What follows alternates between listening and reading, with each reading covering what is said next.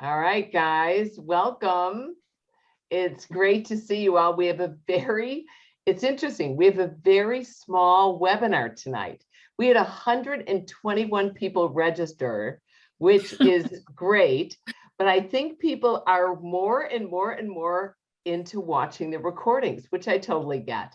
I'm Sara Kooperman. I'm the CEO of SCW Fitness. Yes, here we go. And I've got the wonderful Carter Anderson, who's running our webinar tonight.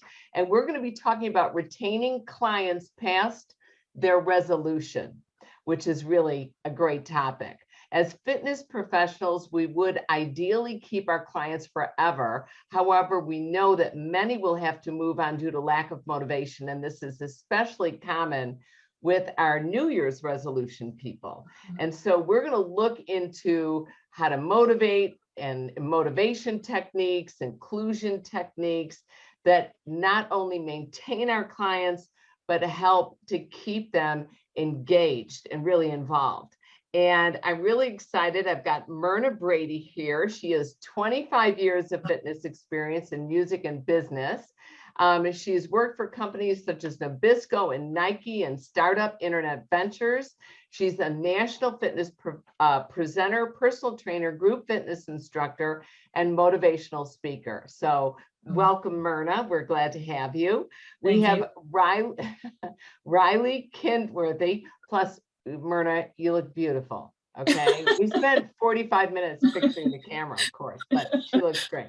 All right, and then we have Riley Kinworthy, who I never have to correct on anything. She has a degree in marketing, communications, public relations, and advertising, as well as a second degree in leadership and management strategies, which is really cool. She is the director of talent success at Talent Hack. She's a 5-time studio owner, a former global athletic director for F45 training, and has been an experienced business coach for a while now. And welcome, Riley. We're very excited to have you here. And we have Billy Polson, who's quickly turned into one of my favorite people at our Mania conferences. He is a 3-time fitness entrepreneur, an international presenter, and a consultant for pioneering trainers and boutique gym owners worldwide. In 2004, he founded, now I'm never going to pronounce this correctly. DIAKADI. Say it again. DIAKADI. DIAKADI. What does it mean? Yeah. It's an acronym. It stands for Do It All, Kick Ass Doing It. We made it up. It's a made up word. Okay, that's cool though. I like that. That would make a great T-shirt. And yes. All the words. We have a couple. You do? I want one. Okay. It was awarded San Francisco's top trainer gym for 14 years, which is pretty cool. 15 now. Is it what? We just got 15. You just got 15. There you go again.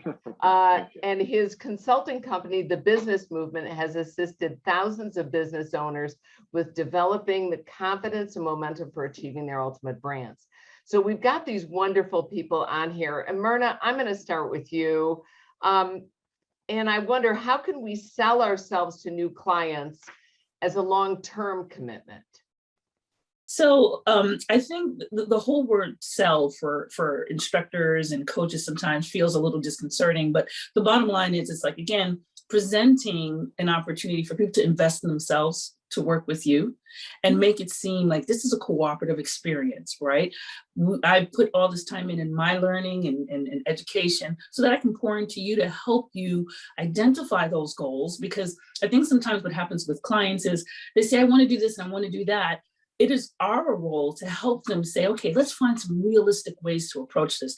I like to say, let's create a map, and then let's find little points, and then create benchmarks. So it's really finding a way to be cooperative, to create a partnership so that we achieve the goals together. And I always tell them, you own 51% of this. I'm going to give you 100% of my 50%, but you have to own more of this so that collectively we get to our destination together.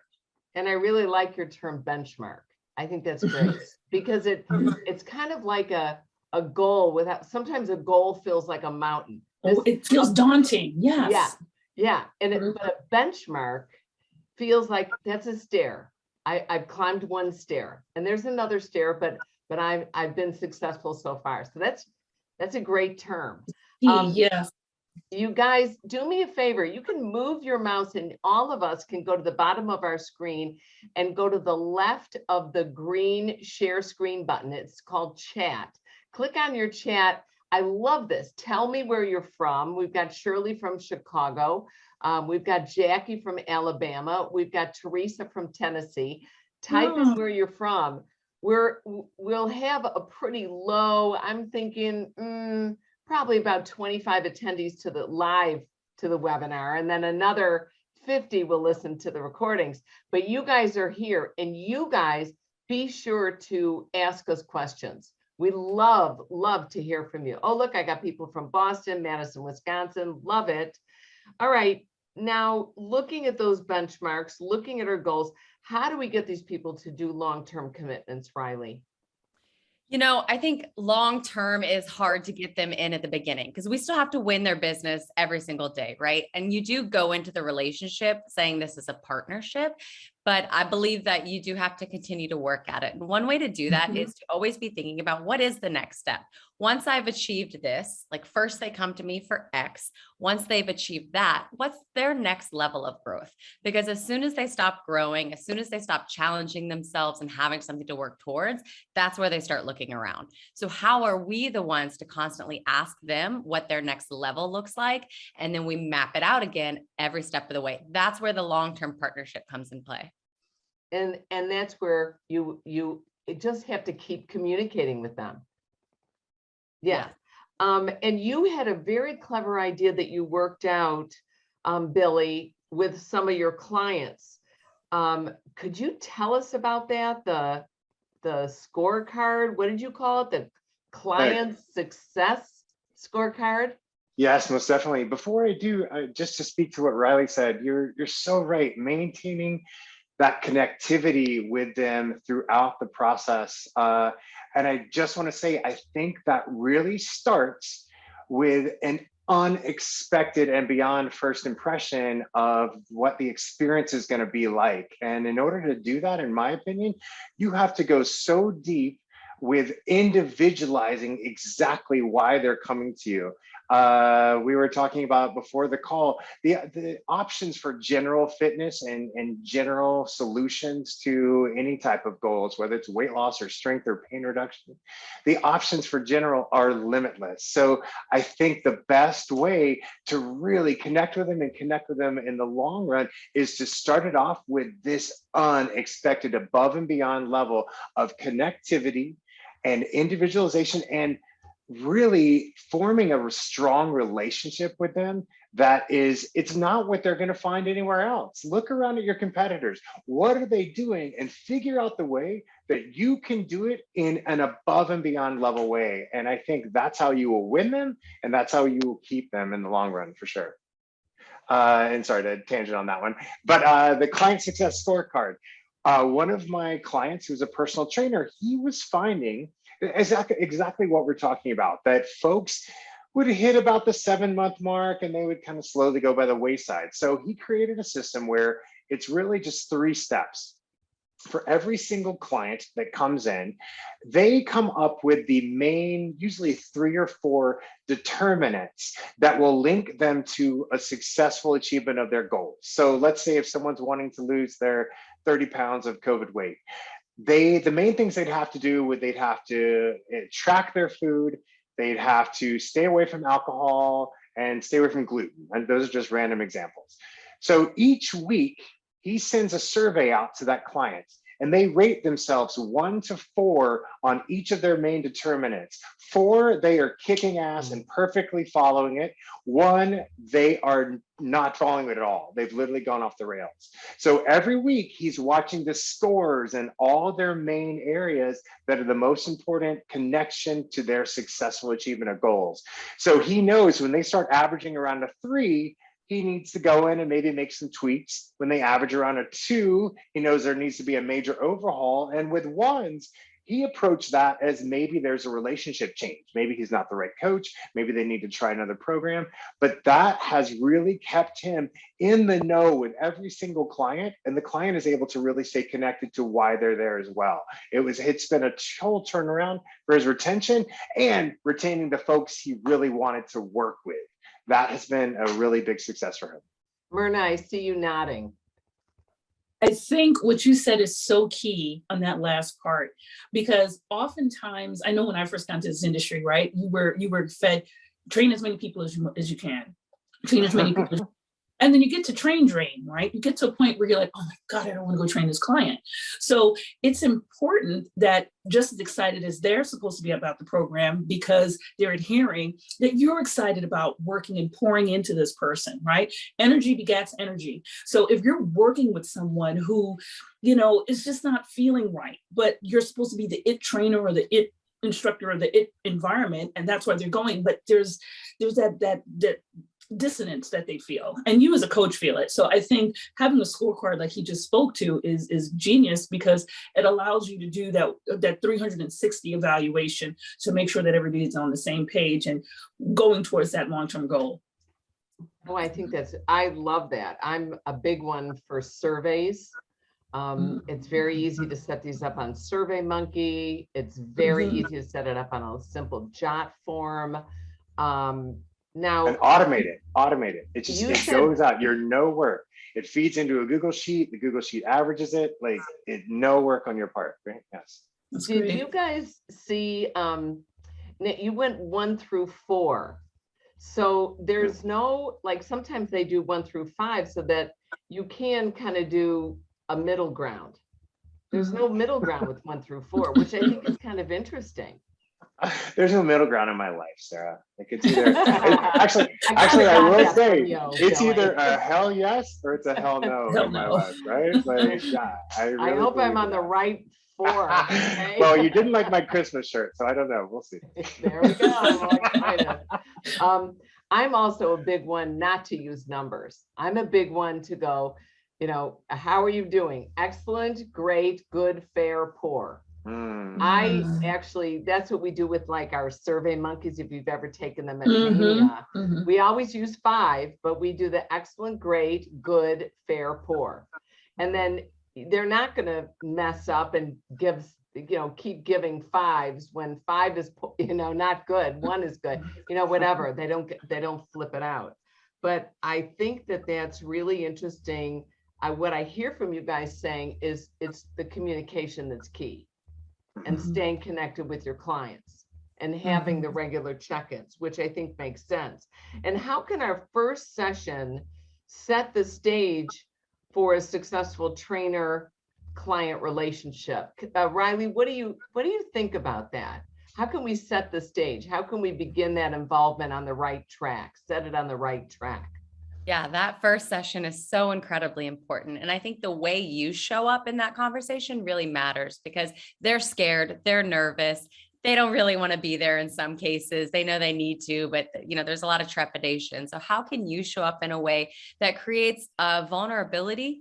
If you display it first, they're more likely to join you on that. How can we be authentic and build a relationship and relate early on so that they feel that it's a safe space to really share authentically? Because what we're trying to really get to, and what Billy has touched on, is that why. And it's beyond just the why they give you, because they're going to give you a surface why. You're going to go one layer under that, and then you want to go one layer under that, and maybe even another one, right? When you hit that nugget, all of us as trainers know when you have that magic moment of, oh, that's the real big thing. Like that's what's really on the line for this person. And when you have that, now we know what we're motivating against, because their motivation is going to wax and wane, right? So we have to find what is that deep, deep, deep intrinsic desire as to why they're showing up here today, so that we can constantly remind them of that. And then I think another really important question in that initial conversation is, why now, right? Why now? And what have you done in the past? that maybe has or has not worked, because we also want to start to look at what's going to be that behavior when they are starting to slow down, because everything we've talked about today is predictive modeling. People don't just drop off out of nowhere. We can predict their behavior change based on these things like Billy's, scorecard here, right? We can see that they're going downhill. So we want to know with that person specifically, what are the behaviors in the past? What triggers you to get off the wagon? What things start to influence you to drop off? What does that look like? What are the excuses that you typically give? What's your trump card, where if you want everybody in the entire world to just leave you alone, you throw out this one thing, right? Like my kids.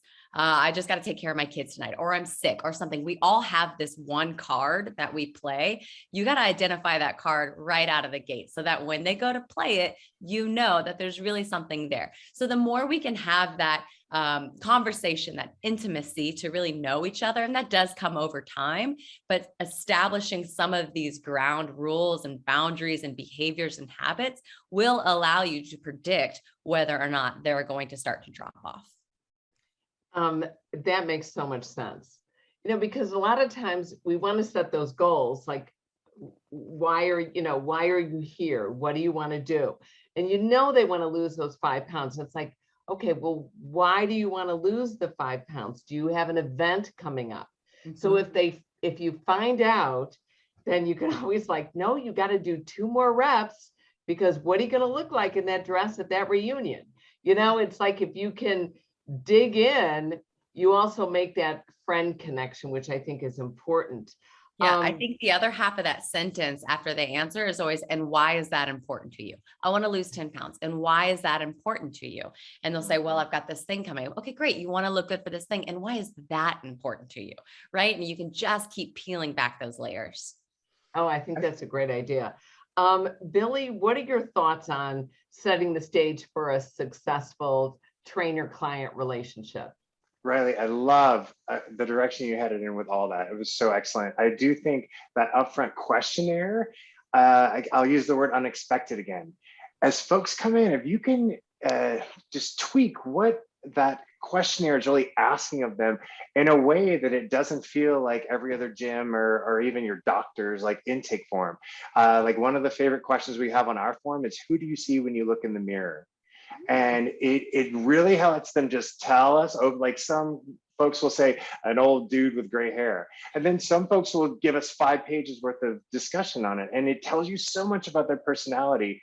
And the other question that a lot of my clients have been using and found great success with is asking about your new client's language of love, and really finding out deeply how they like to be appreciated, and on a deeper level, what is their personality like?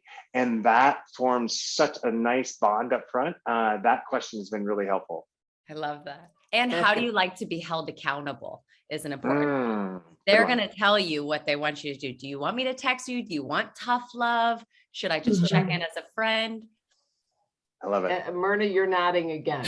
Yeah, you gotta share. That is so key. I'm listening to you guys. I'm like, yeah, okay, we're such a tribe here, because it's really everything that you're talking about. I'm like, that's it. And my question, what I say to every client, and I actually email it, text to them, and then ask them again when they come in, how do you like to have fun? What's fun for you?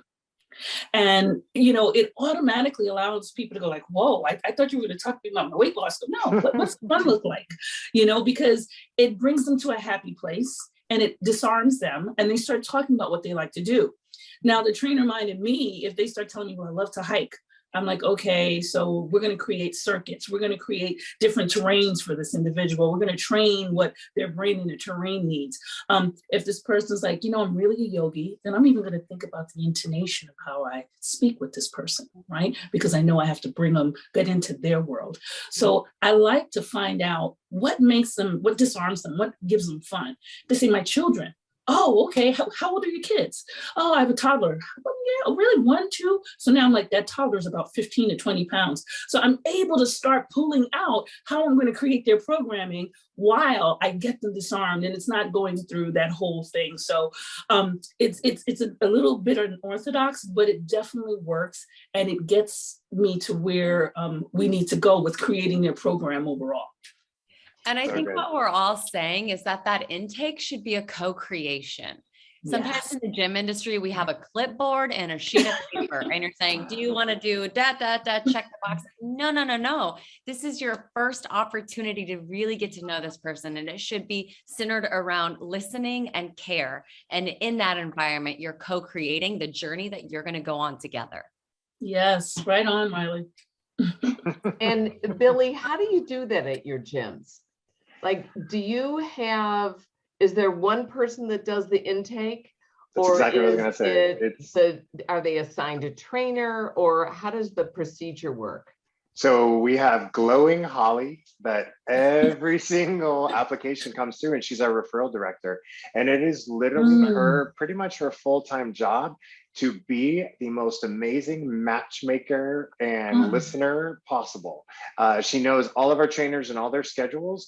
And then we have a really, again, a little bit of a tweaked, unexpected intake form that gathers a lot more data than I think most folks are usually expected to do without it being annoying. And we gather that data, and Holly immediately reaches out. The other thing, and I know I mentioned this in a talk with you before, Sarah, Holly has now started trying, it's okay if I say a software name, right? I can't remember. Oh, Yeah. sure, go ahead. Yeah, so Holly, we've been using a piece of software called Vidyard, Vidyard. And so Holly pulls up our website of our trainer recommendations and then turns on Vidyard, and it records her speaking directly to the client and describing who she recommends and why. So she'll say, hey, Sarah, it's been so nice to read your intake. Here are my recommendations. Here's Tom's bio. Here's why I recommend him. Oh, Here's wow. Aurora. And she's using that to, one, introduce herself. They see Holly, they hear Holly's voice. It's this unexpected, like, whoa. And it also is so personalized. The last thing I'll say, Vidyard will give you a URL that they can click on to link to them, so you can watch the video. Make sure you link and get the thumbnail. So in their email, not only do they actually get a URL link, but they see the picture of Holly and the website in the background. So they feel more comfortable clicking on that hyperlink. And last thing I'll say, the Vidyard tells you exactly when they've watched the video and exactly how much they watched the video. So you know exactly how the communication is going between the two of you. It's been such a huge boost for us. And is it a video, or is it just a voice? A video. It's just like this. You see a little circle with Holly's face in the bottom of the screen, and then it records your whole screen, whatever's on your screen, and then you send them that. It's been awesome. Oh, that's nice. That's very nice. A huge boost. I mean, but if people don't totally have the expense, to license, a program, just knowing that you can take, a 45-minute video on your cell phone, and you can email it and text it, and it can easily show up. But if you're going to do a 45 seconds, you better plan out exactly what you want to say, or you're going to go over. And that's the advantage of the URL. Yeah. Yeah, that it's a link, and again, that they see a thumbnail that they trust. They see a thumbnail and not like a clear white box. I love it. That's a very clever idea, and I think that that's good. Riley or Myrna, do you use anything like that? Have you ever seen anything like that might be effective?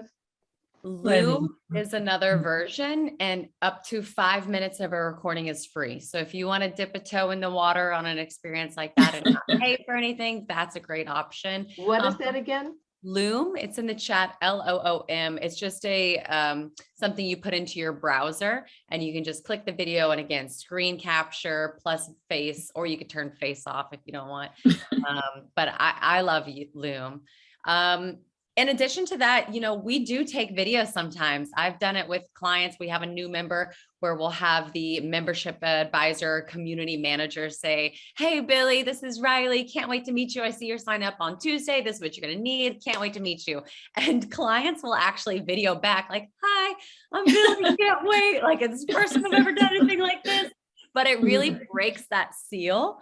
And your show up rate is also going to be higher, because once they've put a face to the name, they feel some affinity towards you, they're much more likely to come, because as humans, we don't want to let you down, right? Right. So it's good to have those little moments beforehand.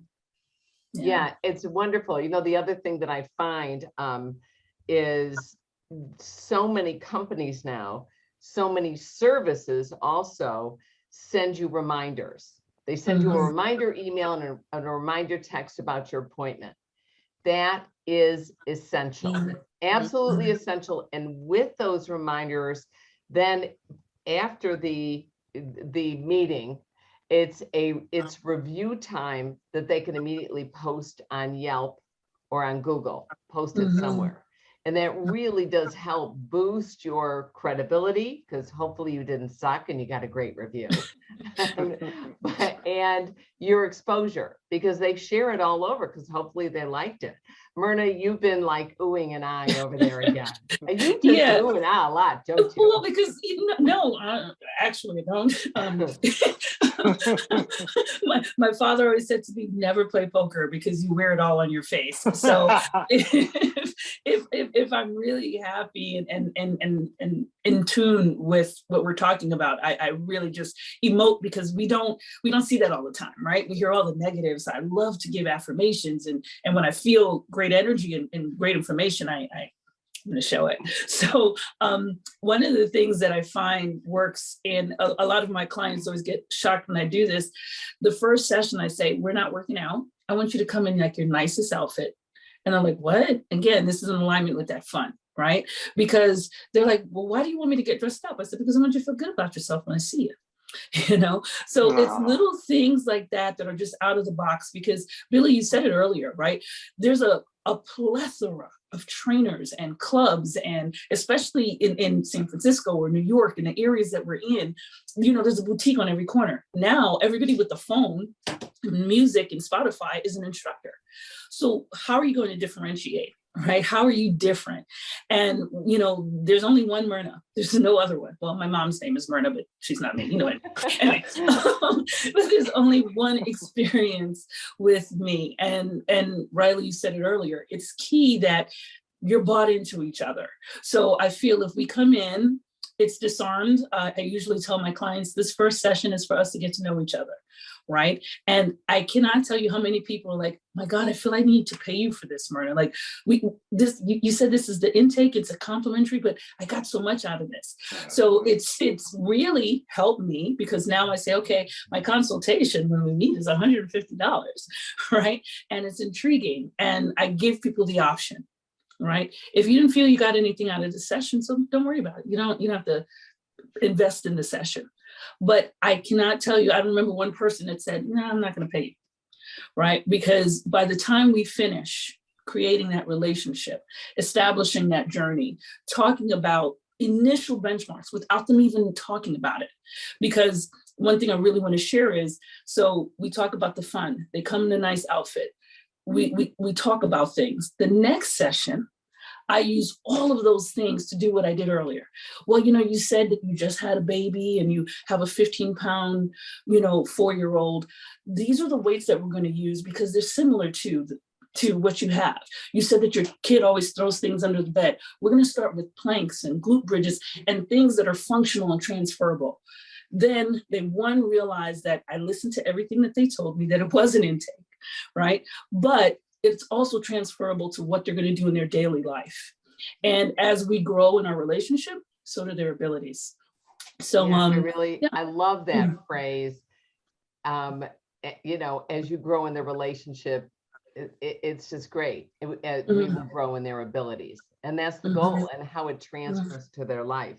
Hey, Sarah, can I say one thing really quick? Sorry to interrupt. No, please.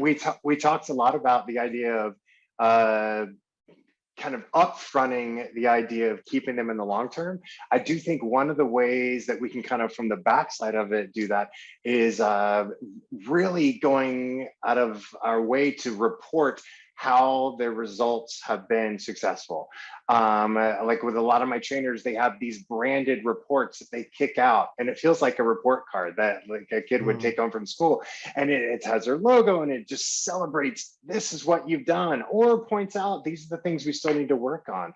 I remember the very first time I went to Exos, and walking out of Exos, they kick out this unbelievable report of all the data that they gathered on you, and you feel like, wow, like I am a pro athlete, and this is all this like great stats on myself. And anything we can do to consistently, like 4 weeks, every 6 weeks, to give this really beautifully branded report card to them that celebrates and acknowledges and then helps them set the next goal. I think that is a great long-term idea too. Oh, I like that. I love that a lot. I also love your idea, Billy, when you said you've got one person that does the intake, because that person, Holly, probably just rocks at it. And Yeah, has and like it's an her advanced, specialty, right? yeah, And she probably has an she's advanced so degree in- relationship focused. Yep. Yeah. And that probably really helps. I think where a lot of health clubs let us down is that they have this, 12-year-old at the front desk doing intake.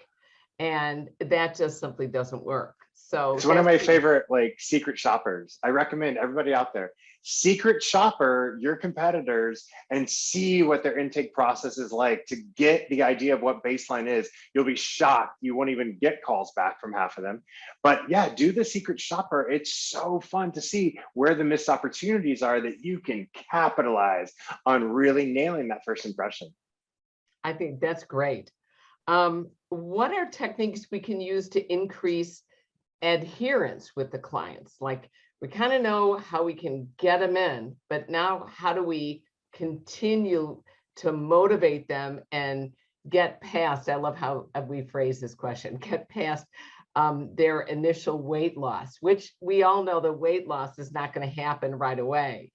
We've got to keep them engaged for 6, 8, 10 weeks before they're really going to see some weight loss from the exercise program and the nutrition guide, hopefully the nutrition guide that we put them on as well.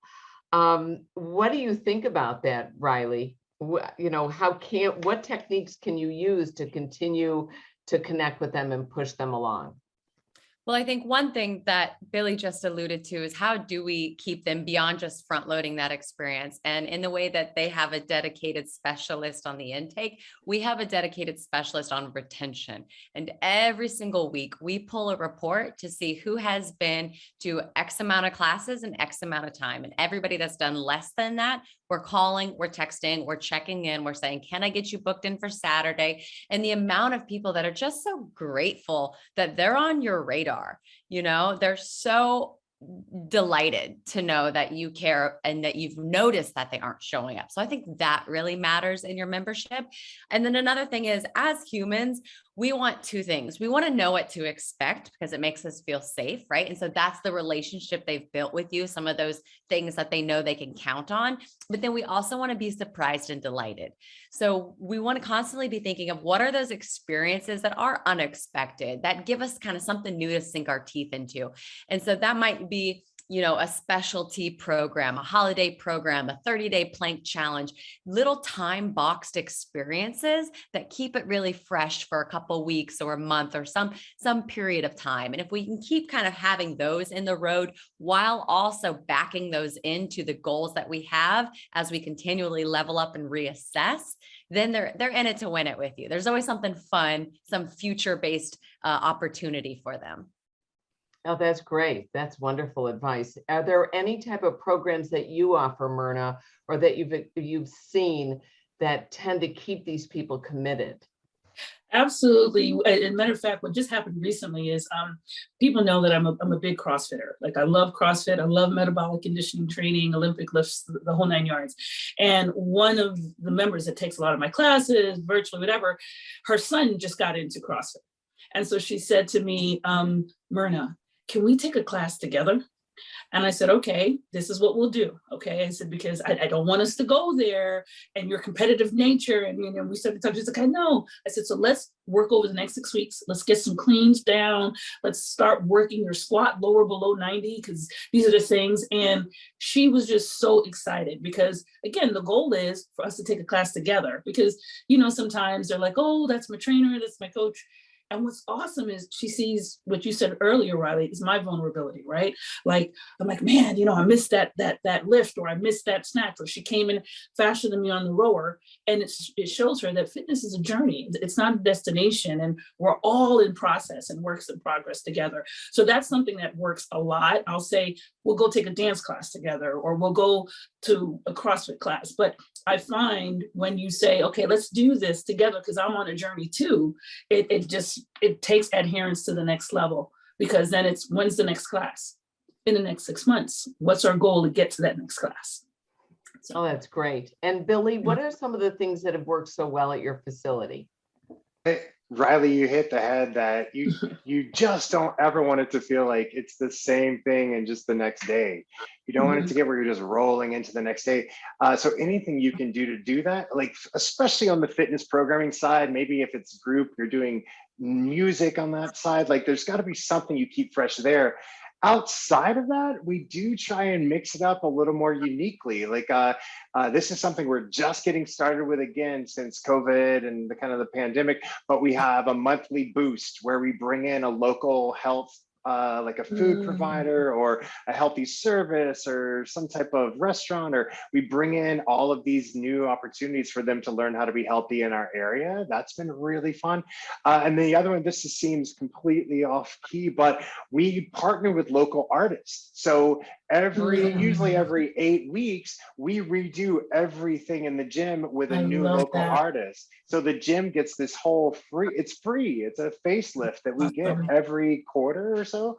And the folks get excited about it, and the artists will come and meet them. But yeah, it's just a way of it not feeling like, it's the same day at DIAKADI today. Like you make it fresh, so whatever you can do.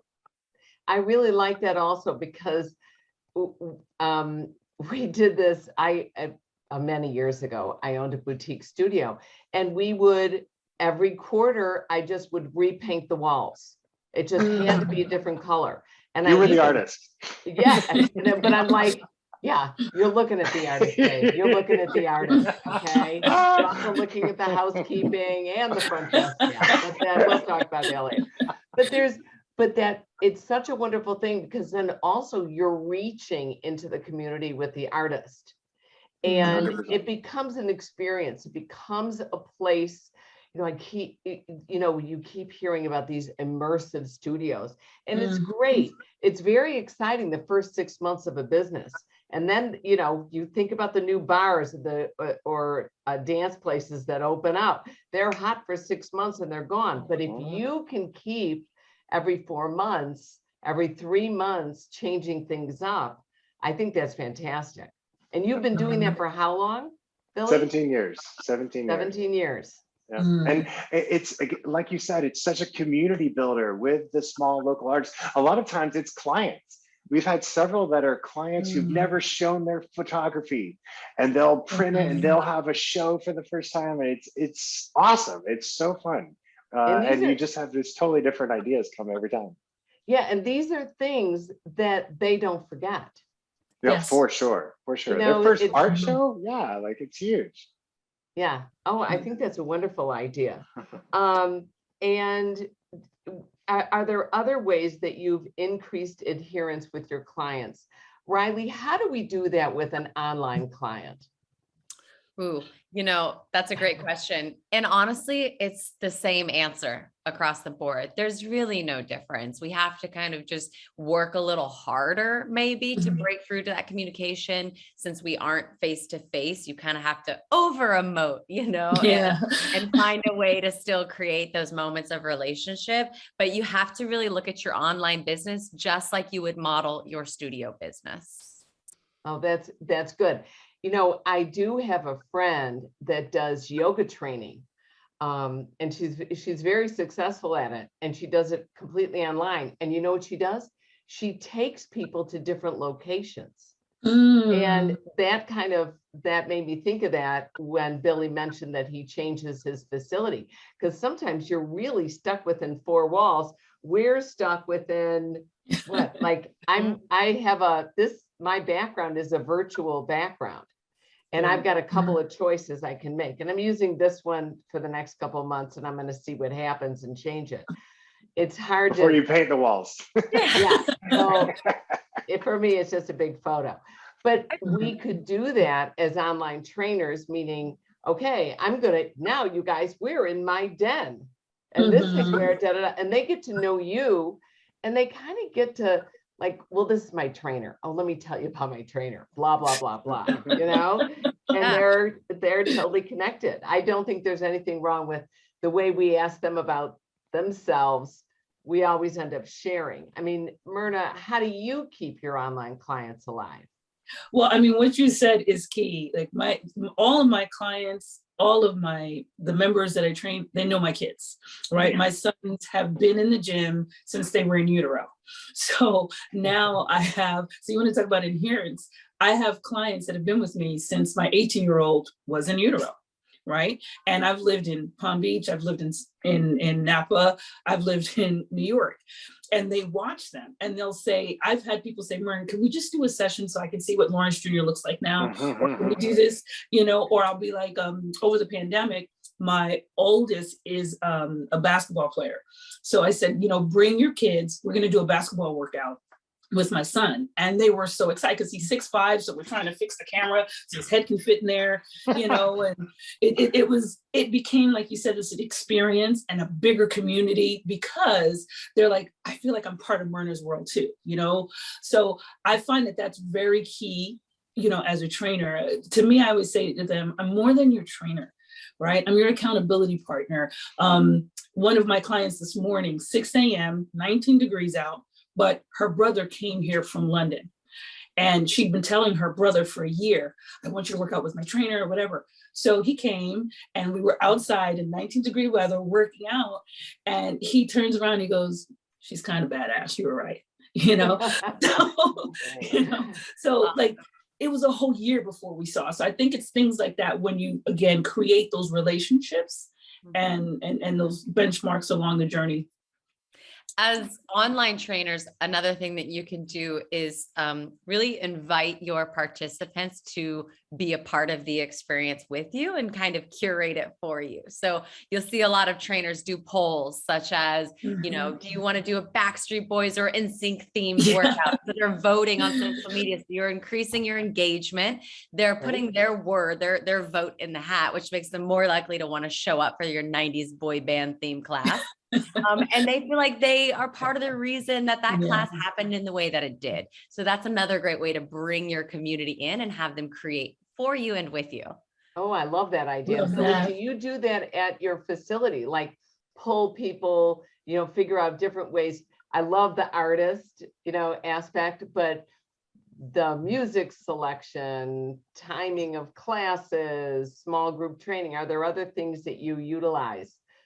In terms of us and our polling, is that to me? And to grow your community. I honestly, again, I guess. Yeah, you're trying to. I like the idea of trying to be unexpected, of knowing your client well enough that you are doing things that will just get them psyched, but it's not what they expected. Kind of the same secret shopper idea. I challenge folks, go into other industries, go into the spa, the hotel, the restaurant, like any type of Disneyland, go into other industries and see how they are treating their clients and customers and what are the experiences like, and gain inspiration from that. For us, I went into my favorite local spa is called Burke Williams. And every time I go there, they would give you this mint tea when you walked in the door, and there would be bowls of fruit everywhere. So you know what DIAKADI has now? Like we have a coffee and tea bar, and we have bowls of organic fruit throughout the facility. And again, it's constantly looking outside. Like spend the next couple of weeks, everybody, if you're traveling or even if you're at home, go and see what's happening in your outside of your industry and in other really high level 5-star, 11-star service providers. I am totally with you. I am totally. Do you know where SCW? Where we got the whole idea for the foundation of our website? Where? Second City. It's like I'm like Inc. magazine is like one of my be and all favorites. Awesome. I'm always digging around for things. Do you know that with SCW we started doing QR codes? Oh my God, it was 4 years ago. We had to train people. No, you don't swipe the gray bar. You tap it. I'm like, I wasn't exactly using this finger all the time when I told him to tap it. It drove us insane for the first couple of years. And then the pandemic hits, and then that's the only way we can order, veggie burger is, Mhm. you know, that's your whole menu is your iPhone. Anyway, I'm going to share a quick video with you guys. I was not quite sure how to introduce this. Thank you, Billy, gave me this great idea. He said, you need to introduce this video in a positive way that relates. But this is actually how do we counteract burnout. So what we want to think is a lot of times these people that we're training and teaching are kind of, you know, and managing through our facilities are sucking the life out of it. And how do we avoid burnout to Mhm. continue doing these things? And how can we also help our clients avoid burnout? So I'm going to show you this video.